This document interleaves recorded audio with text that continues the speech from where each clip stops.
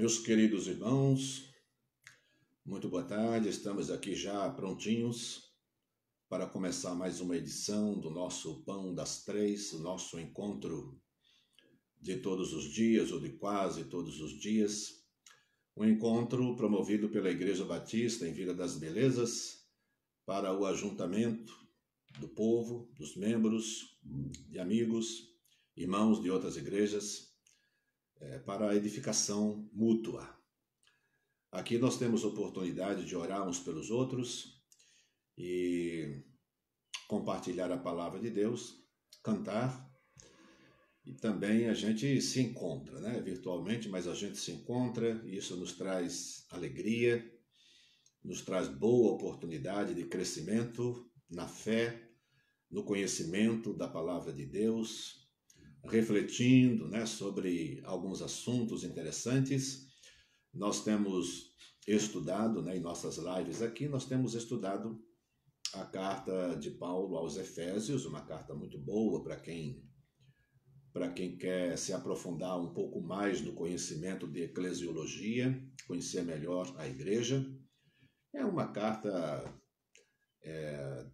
que fala muito sobre eclesiologia e cristologia, Acredito que Colossenses é muito mais cristológica, mas Efésios é uma carta que fala muito sobre eclesiologia, a igreja, mas com muito forte em cristologia, porque Cristo e igreja são assuntos inseparáveis, Então, uma oportunidade muito boa para você se enriquecer logo nessas duas áreas.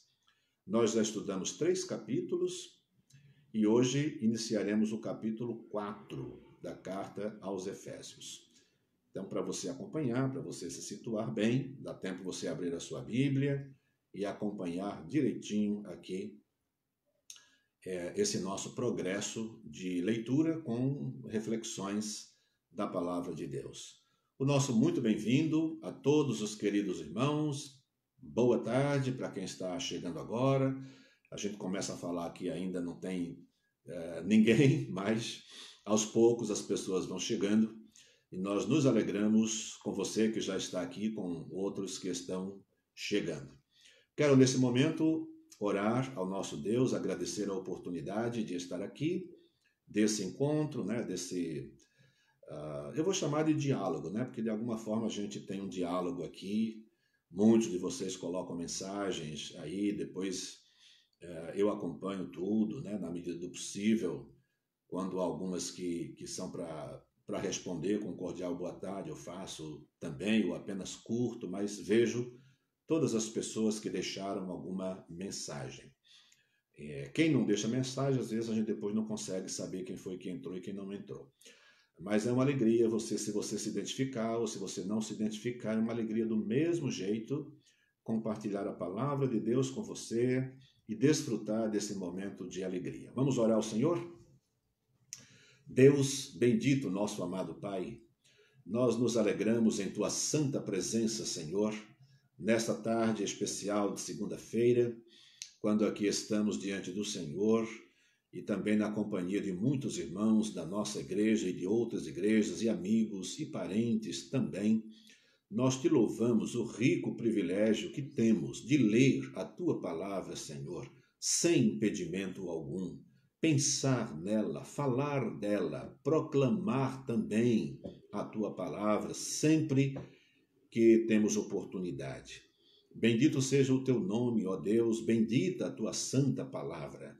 Oramos pedindo que o teu Espírito, nesta tarde, promova crescimento em nós ao recebermos porção da tua palavra, Senhor. Também recebe o nosso cântico nesta tarde e as nossas orações e abençoa, Senhor, a nossa comunhão, que o teu Santo Espírito, em cada coração presente a esta reunião, tenha a oportunidade e, de fato, realize o seu ministério de nos ensinar, de nos convencer, de proclamar e de promover o nosso crescimento em Cristo Jesus, pelo poder da palavra do próprio Cristo Jesus. Conduza-nos, Senhor Deus, nesta tarde. Nós te pedimos no nome santo de Jesus, o nosso amado Salvador. Amém. Quero convidá-los a cantar.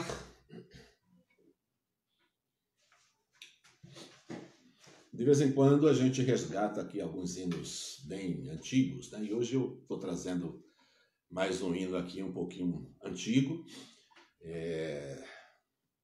Esse hino é da década de 80, 85, 86. É um hino do grupo Milad, cantado por João Alexandre. Onde estiverem dois ou três.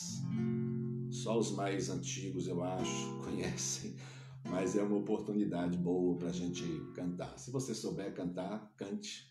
Se não souber, por favor, aprenda e depois cante bastante sempre que tiver oportunidade.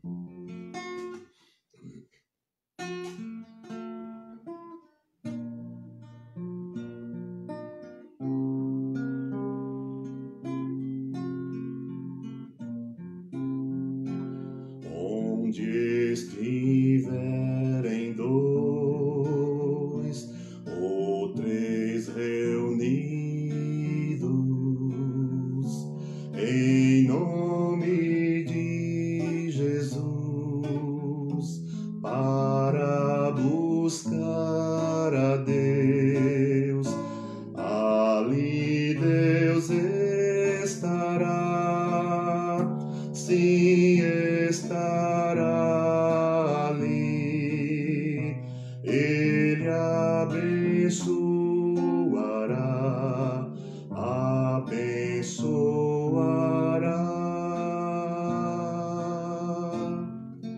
Quando o seu povo orar humildemente,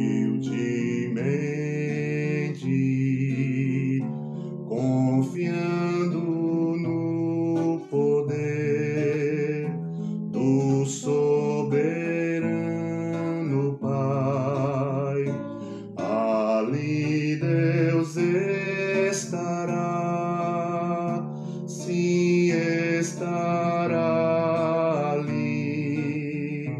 Ele nos ouvirá e atenderá.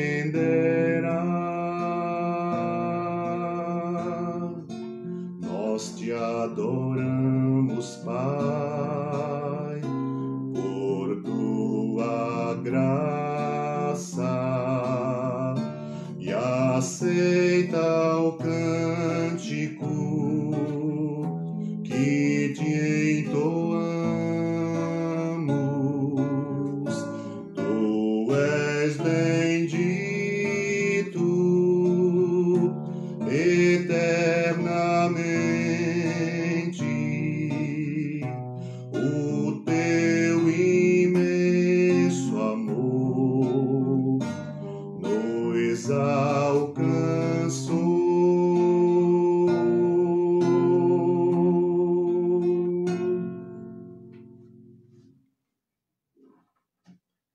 Bonito esse hino, né, não? Muito bonito. Graças a Deus pelas oportunidades que temos de louvá-lo, de cantar. E agora, meus queridos irmãos, quero convidá-los a abrir a Bíblia no texto que já anunciei. Hoje estamos na carta de Efésios, no capítulo 4. Estudaremos os 16 versos. E esse texto trata da unidade da fé, a unidade da igreja, a unidade do povo de Deus. Efésios, capítulo 4, de 1 a 16. Eu vou fazer a leitura. A nossa página aqui, como vocês sabem, a nossa versão, a nossa Bíblia,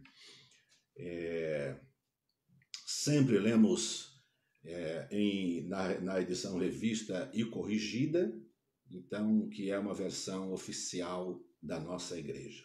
Bem, unidade da fé, Efésios 4, de 1 a 16.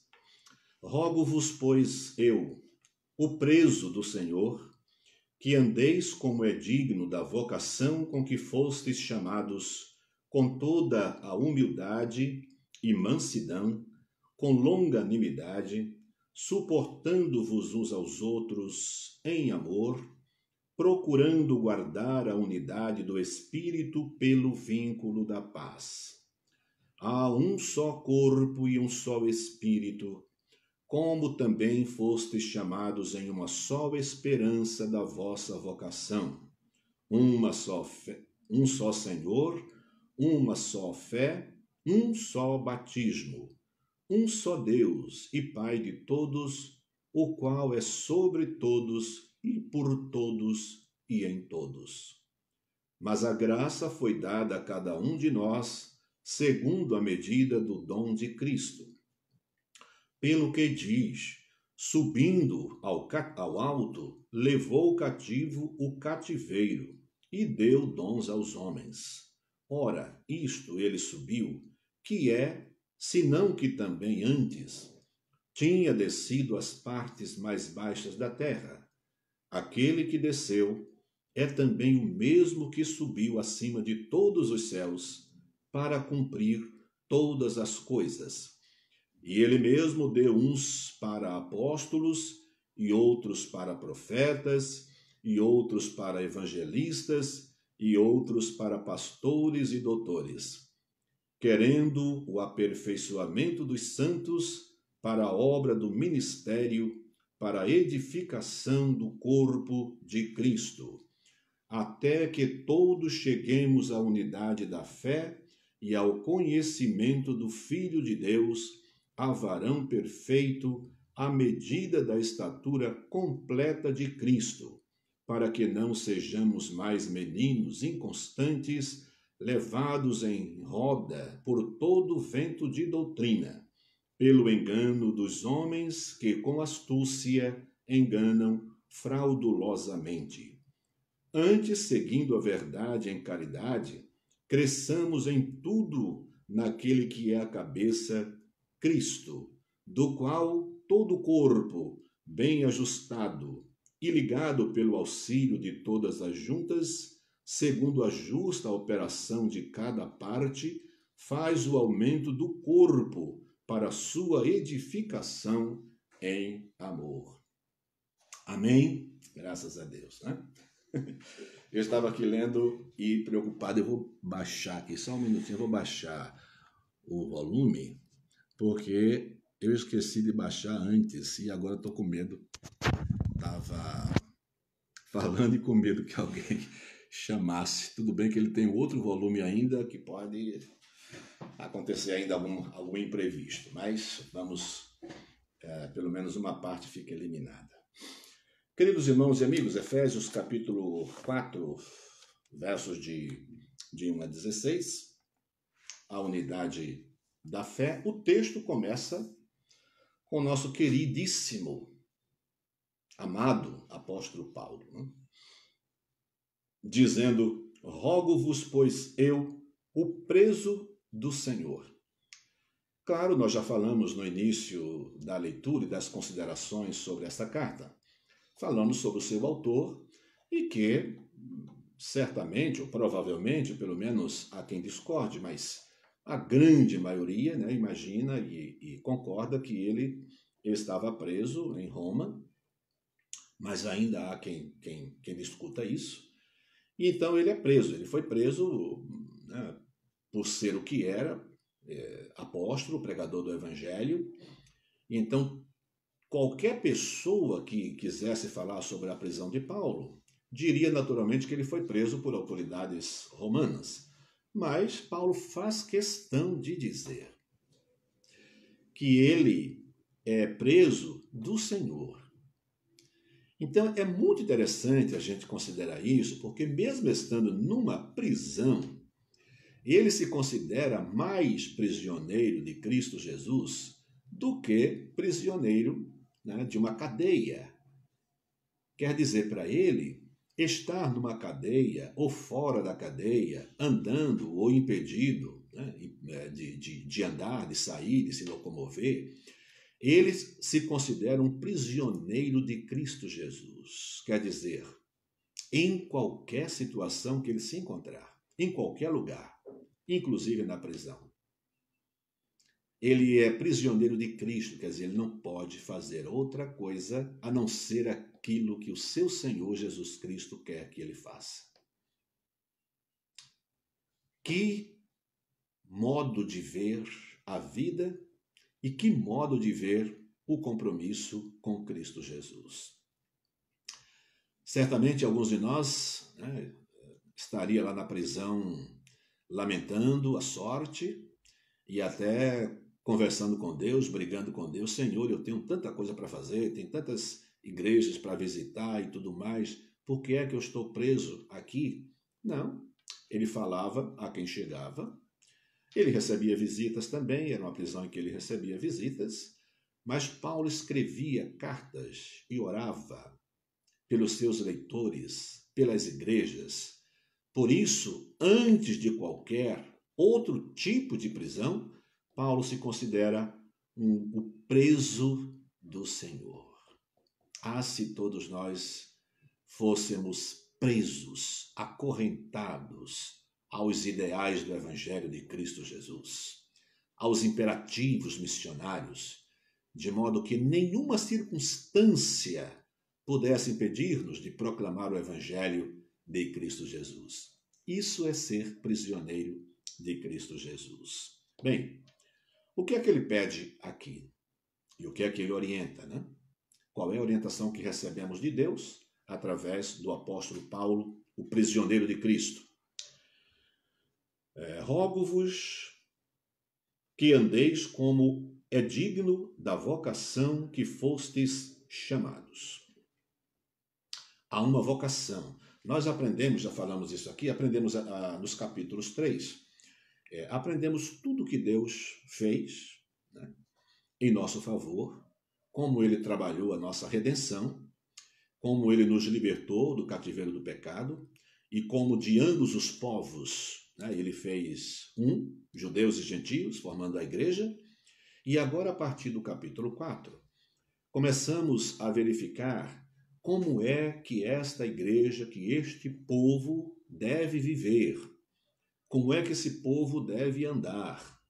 E aqui, o primeiro desafio já é extraordinário, é muito grande e muito difícil e bastante exigente, que é o andar em unidade da fé.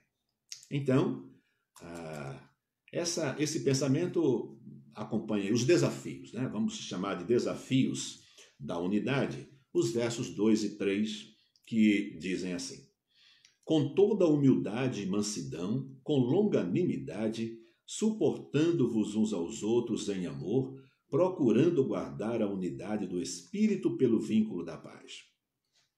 Então, que andeis como é digno da vossa vocação, andar em unidade. Mas tudo perde o sentido de andar em unidade se nós não nos lembrarmos de que somos uma corporação. O pensamento é corporativo? Sim. Não há individualismo. Tudo que nós lemos de cartas e orientações para a igreja é no sentido coletivo. Existe um modo de a igreja de Cristo andar. Então, esse texto não está falando para como é que eu devo andar. Se cada crente entender dessa forma, ele vai chegar à seguinte conclusão: bom, você entendeu desse jeito, mas eu entendi aqui do meu jeito. Nós não somos, né, cada um de nós não é sacerdote, não somos livres para interpretar a palavra de Deus. Sim, somos livres, mas essa orientação é para a igreja. Por isso, Paulo está nos mostrando, ao mesmo tempo em que ele pede para que andemos em unidade, ele mostra as exigências desse andar na unidade. Olha, com toda a humildade. Você é humilde bastante para promover a unidade da fé com aquele grupo que você participa? Olha, com toda a humildade, mansidão, longanimidade, suportando-vos uns aos outros em amor, procurando guardar a unidade do Espírito pelo vínculo da paz. Então, vejamos os desafios de andar em unidade. É preciso humildade, é preciso mansidão, ser manso. O manso não é aquele que não gosta de briga, aquele que prefere ficar calado, aquele que não fala. O manso aqui é aquele que, em função da unidade do grupo, do povo, ele abre mão dos seus direitos, né? É sempre interessante a gente lembrar, né, aquilo que todo estudante de teologia conhece, que foi uma frase de Santo Agostinho, que ele diz na unidade, naquilo que é essencial, né? Unidade. Naquilo que não é essencial, né? Respeito. E em todos os dois casos, né? A glória de Deus, tudo para a glória de Deus e com amor, né? Então o amor entra para alinhavar as duas situações. Naquilo que é essencial, nós precisamos estar unidos. Naquilo que não é essencial, a gente respeita, e em ambos os casos, no que é essencial e no que não é essencial, ou no não essencial, amor, que é esse vínculo, né? Essa cinta que prende todas as coisas, dando sentido e direção a ambos. Então, suportar, ser manso, ter longanimidade, incansável, né? É o fato de sermos incansáveis de viver uns com os outros, de conviver com aquilo que às vezes, não é só diferente, às vezes é oposto, né, ao que nós pensamos. Mas no grupo, a mansidão impera, a humildade impera, né, a longanimidade, para que nós vivamos essa unidade da igreja. Então a gente começa já tirando essa ideia da cabeça da gente, que cada um pensa e interpreta como quer. Não, somos um corpo, que é a igreja, e que só há um cabeça, que é Cristo Jesus. Então a orientação é dada para a igreja. O texto vai mostrar, até o verso 16, que é o final, o que é que se espera para a igreja. Com tudo isso acontecendo na minha vida, na sua, na dele, A, B, C, todo mundo se envolvendo para dar sentido ao que a Bíblia espera, né? A palavra de Deus revela esperar de mim e de você, e o que é que ela espera da igreja, né? Que é a soma do meu desenvolvimento, do seu, do dele, de todo mundo, vem o desenvolvimento da igreja. Todos crescendo. Então esse é o desafio colocado aqui para a unidade. Então a própria Bíblia já nos prepara para encararmos este desafio, sabendo das dificuldades, como a nossa natureza trabalha contra, né? Se estivéssemos já absolutamente livres da velha natureza, mas não estamos. Mas vamos fortalecer a natureza de Cristo em nós e por ela vamos vivendo uns com os outros, fazendo todas essas coisas. E aí o apóstolo dá exemplo da unidade que há na divindade. Olha, ele fala do Espírito, fala de Jesus e fala de Deus, o Pai. Há um só corpo e um só Espírito, como também fostes chamados em uma só esperança da vossa vocação. Um só Senhor, uma só fé, um só batismo, um só Deus e Pai de todos, o qual é sobre todos e por todos e em todos. Então, esses versos aqui de 4 a 6, trabalhando e mostrando a unidade que há na divindade, né? E a divindade, como todos nós sabemos, é tripessoal, quer dizer, são 3 pessoas da Trindade, o Pai, o Filho e o Espírito Santo, que formam uma família extraordinária e que vive em amor. Quando a gente estuda esse caso aqui, é interessante, né? É muito interessante o Deus que nós temos, né? O Deus trino. E que não há nenhuma dificuldade no relacionamento dos três. Eles vivem num relacionamento perfeito, né? Não há competição, é uma relação familiar. Embora Deus trino, mas ao Deus Pai, e se refere ao Filho como filho mesmo. Então eu acredito que a família é uma representação, a família aqui na Terra é uma representação, é um símbolo da família divina. Deus Pai, Deus Filho e Deus Espírito Santo. Por isso a gente preza tanto pela família e por isso Satanás trabalha tanto para destruir a família, porque ela é uma representação da divindade, do modo de ser e de viver, de Deus Pai, Deus Filho e Deus Espírito Santo. O nosso olhar para essas revelações fazem com que nós, em primeiro lugar, valorizemos muitíssimo a nossa família, e não abrimos mão dela por absolutamente nada nesse mundo. E também faz com que projetemos o nosso olhar para a igreja, que deve viver em unidade perfeita. Jesus orou por isso, para que sejam um, assim como nós somos um, disse Jesus.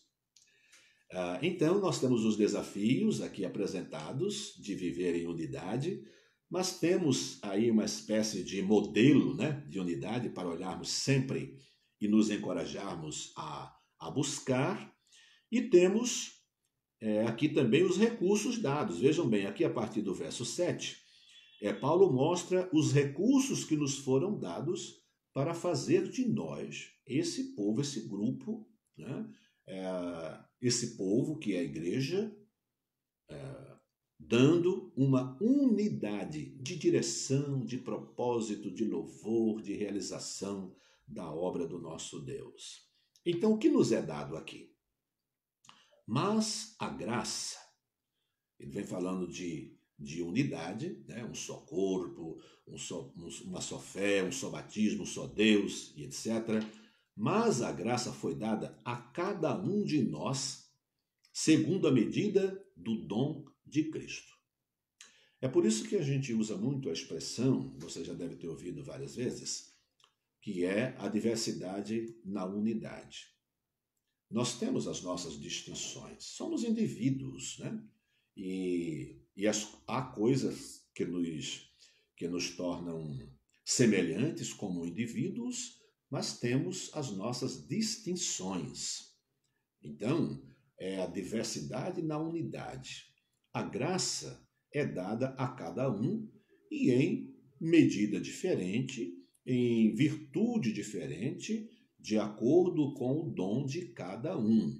Mas o que nós vamos entender é que a graça é dada de um modo para mim, diferente para você e para outro, mas para que todos nós trabalhemos pela unidade do corpo de Cristo Jesus com um propósito que vai sendo desenvolvido e nós vamos verificar lá na frente.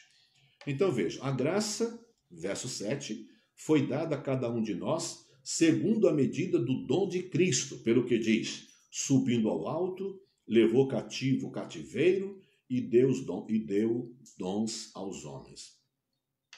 Há uma coisa muito boa aqui que é interessante a gente notar que Cristo fez. Primeiro foi libertar-nos da escravidão do pecado. Então ele pega o pecado que nos escravizava e ele escraviza o pecado.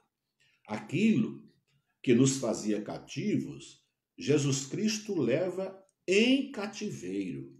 E em lugar desse elemento que nos mantinha cativos, prisioneiros, Jesus Cristo nos dá dons espirituais para trabalharmos, para agirmos, para produzirmos no reino do nosso Senhor Jesus Cristo, objetivando a unidade e o desenvolvimento da igreja. Então Jesus Cristo vem, né? Recebemos a graça e o próprio Cristo Jesus descendo à terra, ele nos liberta daquilo que nos tornava cativos e ele leva esse elemento, né, em cativeiro e enche-nos de dons espirituais para trabalharmos. Não somente nos livra daquilo que nos impedia produzir para o reino de Cristo Jesus, mas, além de nos libertar dessa escravidão, ele nos dá dons espirituais que nos tornam capazes de trabalhar, de servir e de produzir e promover o crescimento do reino do nosso Senhor Jesus Cristo. Por isso, ele nos liberta do pecado e nos dá dons. Ora, isto ele subiu, que é senão aquele que também antes tinha descido às partes mais baixas da terra. Aquele que desceu é também o mesmo que subiu acima de todos os céus para cumprir todas as coisas.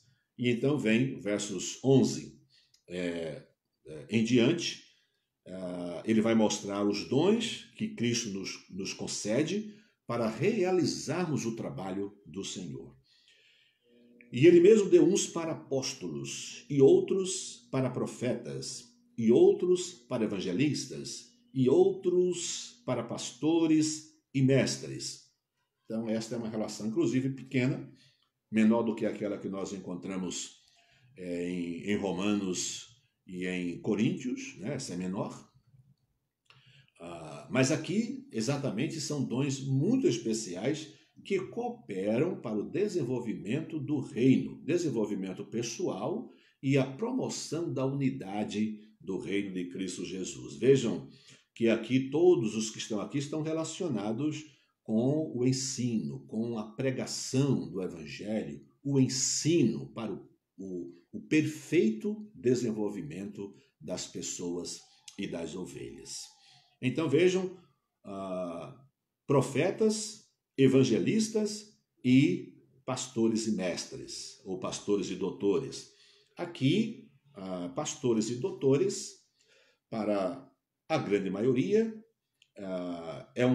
trata-se da mesma pessoa. Quem é pastor é mestre também. Pastor ensina a palavra de Deus. Ele é chamado para ensinar.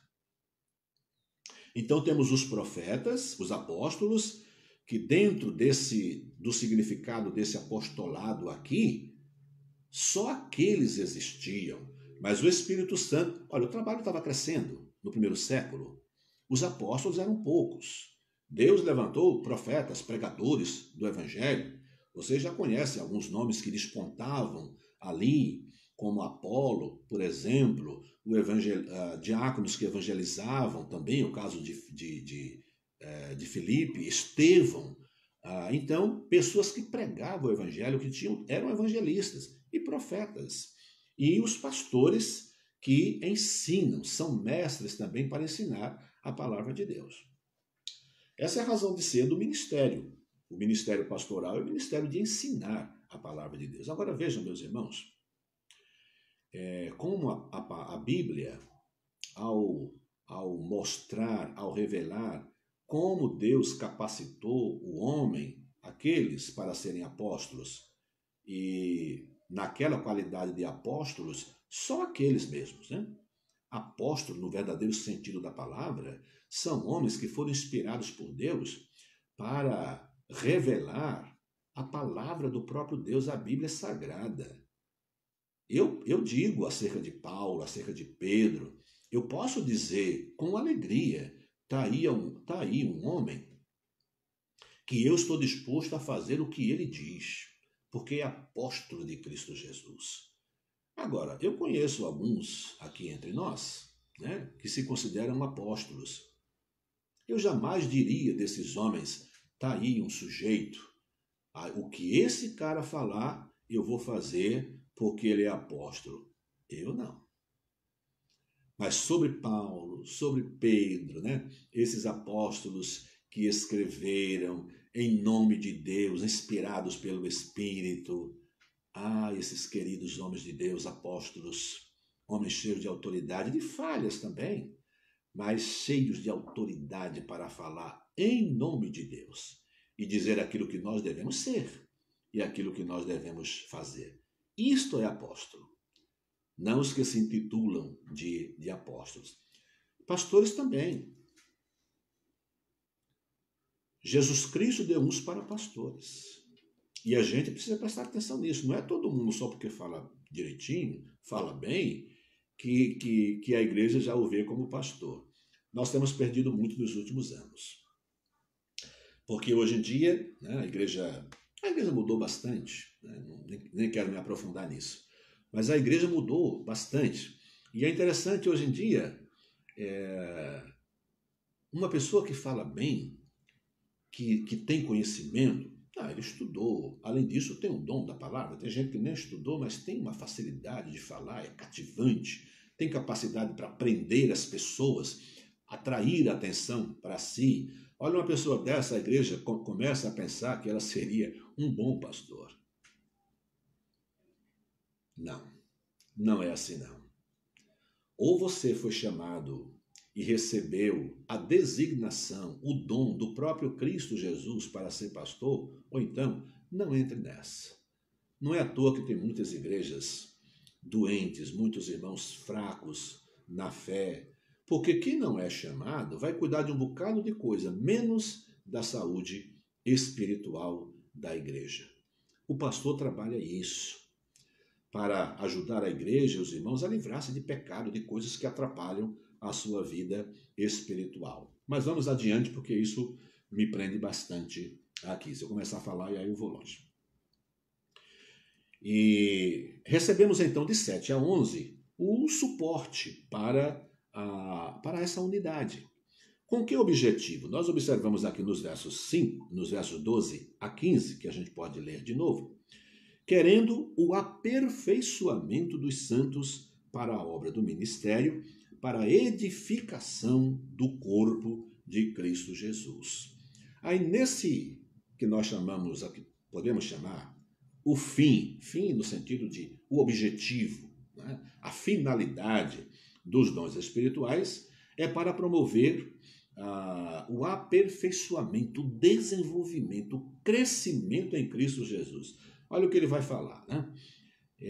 Querendo o aperfeiçoamento dos santos para a obra do ministério, para a edificação do corpo de Cristo, até que todos cheguemos à unidade da fé e ao conhecimento do Filho de Deus, a varão perfeito, à medida da estatura completa de Cristo.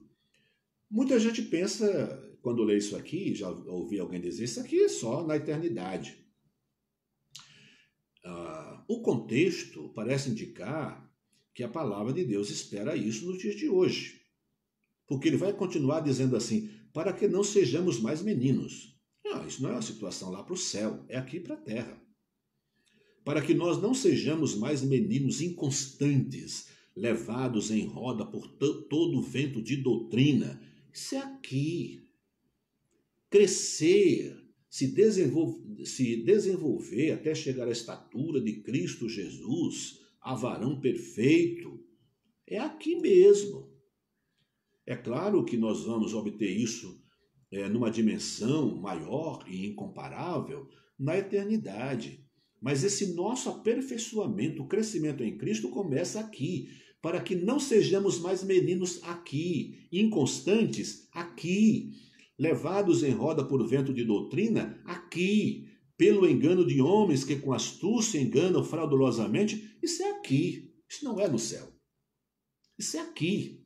Antes, seguindo a verdade em caridade, cresçamos em tudo naquele que é a cabeça, Cristo Jesus. Então, no primeiro momento, a gente observa esses desenvolvimentos que são individuais. Eu tenho que chegar pessoalmente, eu tenho que chegar à estatura de Cristo Jesus, ao aperfeiçoamento. Então, dos versos 12 até o verso 15, eu vejo como o Espírito Santo trabalhando pela palavra para que você e eu individualmente cresçamos, todos olhando para a perfeição em Cristo, para o exemplo da unidade divina, né? E vamos crescendo em Cristo Jesus, esse desenvolvimento pessoal. Mas olha o que diz o verso 16. Do qual todo o corpo bem ajustado e ligado pelo auxílio de todas as juntas, segundo a justa operação de cada parte, faz o crescimento do corpo para a sua edificação em amor. Então, o objetivo final é o crescimento e o desenvolvimento do corpo de Cristo Jesus, que é a igreja. Mas esse texto nos chama atenção para algumas coisas, não é mesmo? Olha, do qual todo o corpo bem ajustado, ligado pelo auxílio de todas as juntas, segundo a justa operação de cada parte, faz o aumento do corpo para a sua edificação em amor. Isso é uma coisa extraordinária. Sabe o que a Bíblia está dizendo aqui? Que tudo que a igreja precisa para o seu próprio crescimento, ela tem nela. Ela não precisa de elementos e de pessoas fora dela para trazer o crescimento à igreja. Isso é espetacular. O que é que dá crescimento à igreja? É a palavra de Deus. Por isso a gente fica aí brigando de vez em quando, né? Quando a igreja, em lugar de promover encontros para estudar a Bíblia, nós queremos estudar outros temas. A Bíblia é o tema, é o assunto para ser discutido, conversado, é o alimento para todos os dias de vida da igreja, é a palavra de Deus. Outra coisa, nós não chamamos nenhum palestrante de fora não crente para ajudar a igreja em quê? O que é que um não crente precisa vir à igreja para ensinar à igreja o quê? Agora, você quer aprender sobre outros assuntos? Não tem problema nenhum. Você estuda, você participa de congressos, né, e de assuntos que dizem respeito à sua vida profissional. Isso é fora do ambiente da igreja. Dentro do ambiente da igreja, existe um livro, existe um tema, existe um nome. Esse nome é Jesus. O tema é o Evangelho de Cristo Jesus. O alimento é a palavra de Deus. Ninguém fora da igreja pode alimentar a igreja. E a igreja não precisa, para ser igreja, ela não precisa de outro elemento que não seja a palavra de Deus. Então ela, bem ajustada, ligada pelo auxílio de todas as juntas, segundo a justa operação, quer dizer, todo mundo agindo e trabalhando, a justa operação de cada parte faz o aumento do corpo para a sua edificação e amor. É a igreja que se edifica. Ela não vai buscar gente fora dela para edificá-la. É por isso que quando vem uma pessoa para ser pastor e ela nem é pastor e nem é crente, ela acaba com a igreja. Pode não acabar com a comunidade. Tem igreja que cresce, que se expande, e pode chamar isso de igreja, mas não é. Quando ela é mais uma comunidade filantrópica, quando ela quer ser relevante na efetivação de assuntos seculares, de necessidades outras que não sejam as necessidades espirituais do povo, a igreja deixa de fazer a sua função. A função dela é se autodesenvolver, se autoaperfeiçoar, trazer pessoas para dentro dela, para se alimentar-se dela, do que ela se alimenta também, que é a palavra de Deus. Então, começamos a estudar o jeito de ser, de viver, de andar da igreja aqui no capítulo 4, versos de 1 a 16. No nosso próximo encontro, a gente continua aí. A santidade cristã é oposta aos costumes dos gentios, evidentemente. Deus nos abençoe. Deus nos faça compreender essa palavra, viver essa palavra diariamente para a glória de Deus, mas de acordo com o que lemos aqui, para o crescimento da própria igreja. Nós vamos orar ao Senhor nesse instante, depois vamos cantar mais um hino. O hino que a gente vai cantar é Um Só Rebanho, Um Só Pastor, tem tudo a ver, né, com o que nós lemos aqui. Bem, a gente continua orando por várias pessoas. Já eliminamos aqui alguns nomes, né, Josa? Algumas pessoas que, graças a Deus, já estão melhores. Nós vamos agradecer, de modo geral, pela melhora de muitos.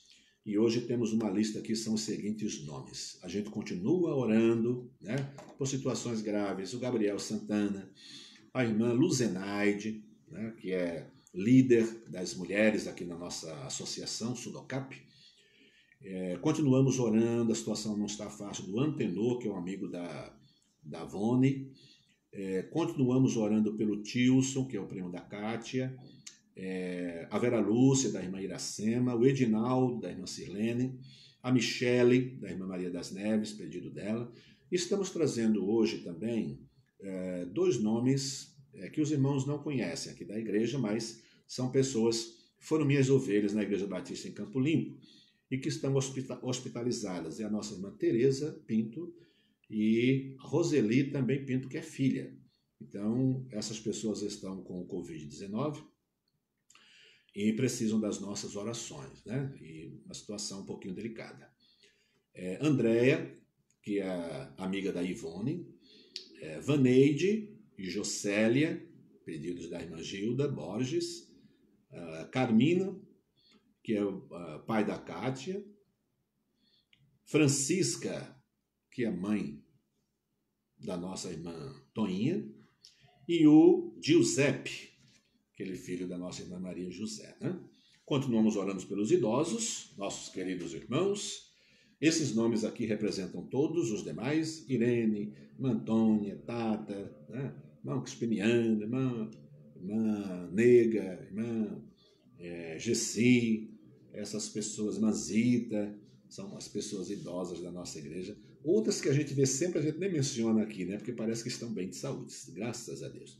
E os profissionais da saúde, enfermeiros, assistentes sociais, orar pelos desempregados também. Já temos algumas pessoas na igreja desempregadas e as nossas orações, a nossa oração nesse instante por essas pessoas. Queridos irmãos, vamos orar juntos? Por favor, interceda aí também por esses nomes, por nossa igreja, pela igreja dos irmãos e amigos que estão conosco, nossos parentes, né? Nós temos tanto ovelhas como parentes trabalhando nessa linha de frente aí, né? Se sujeitando a perigos e a contágios. Vamos orar por essas pessoas. Querido Deus, nosso Pai, nós te louvamos de todo o nosso coração pela melhora concedida a muitos irmãos. Bendito seja o teu nome, ó Deus, pelas orações respondidas. Graças te damos de todo o nosso coração. Continuamos orando, Pai, por essas pessoas cujos nomes mencionamos agora mesmo.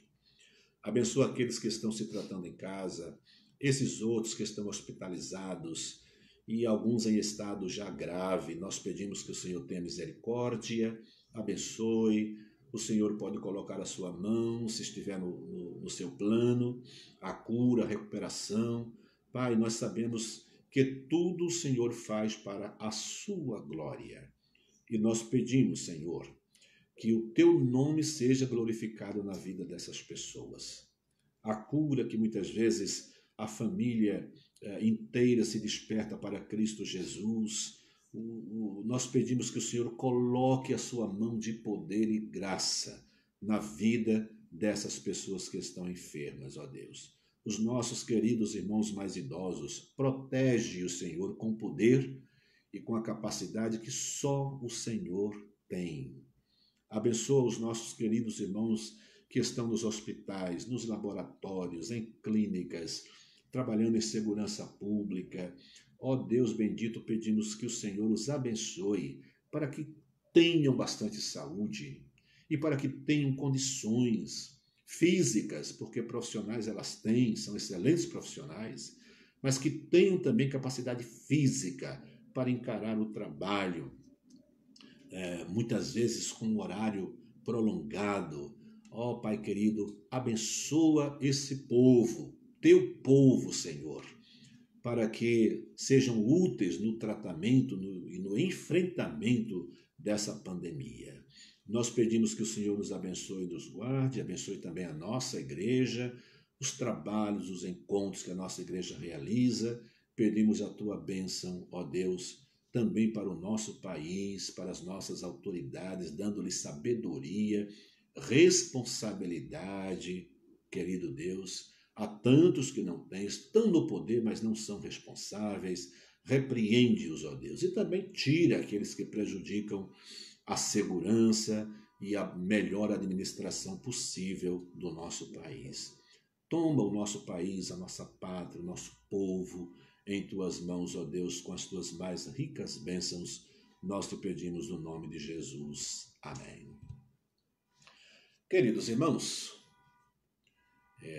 nós temos hoje à noite o início de 3 encontros que os jovens de nossa igreja e adolescentes vão fazer.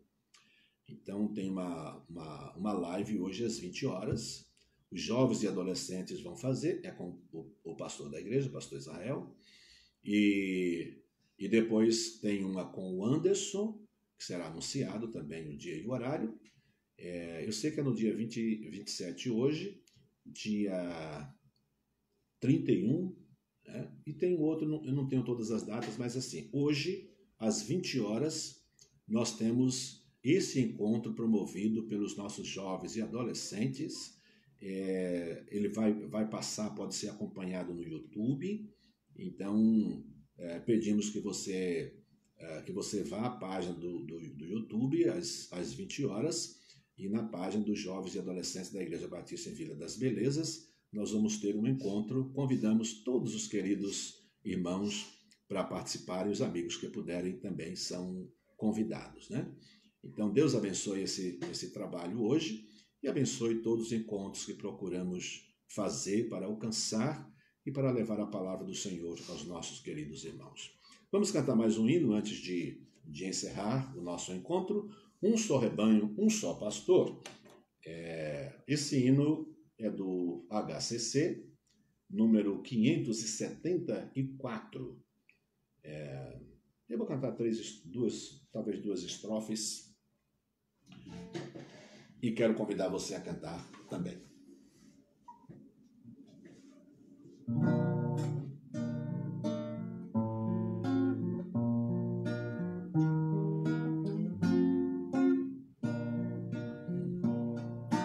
Um só rebanho, um só pastor,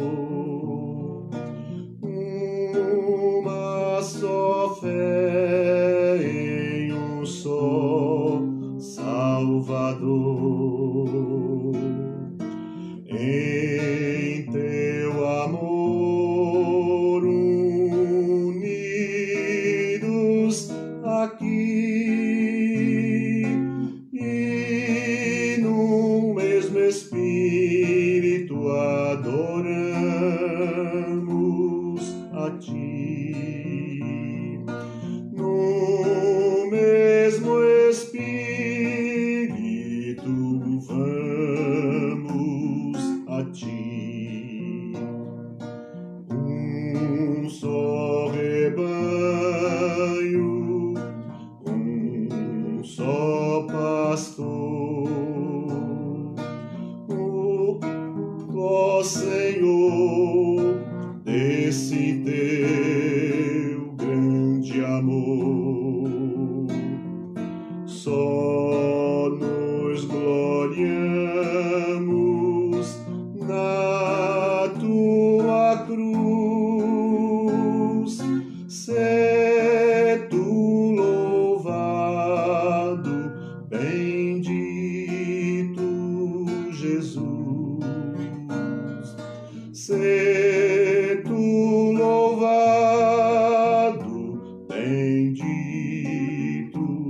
Jesus. Um só rebanho, um só pastor. Ó Cristo, és digno de nosso louvor. Tu és o imã que nos atrai e só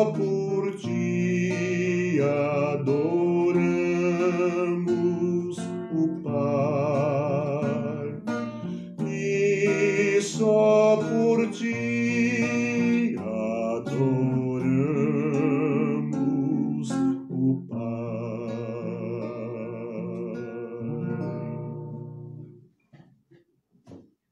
Quase certinho. Hino muito bonito, que a gente conhece bastante. A gente dá uns errinhos de vez em quando. Queridos irmãos, tenham todos uma boa tarde. Deus abençoe muito a sua vida. Esperamos nos encontrar à noite, no encontro com jovens e adolescentes da nossa igreja, num encontro especial que eles estão promovendo. Deus abençoe a sua vida e a sua família. Tenham todos uma boa tarde. Um grande abraço.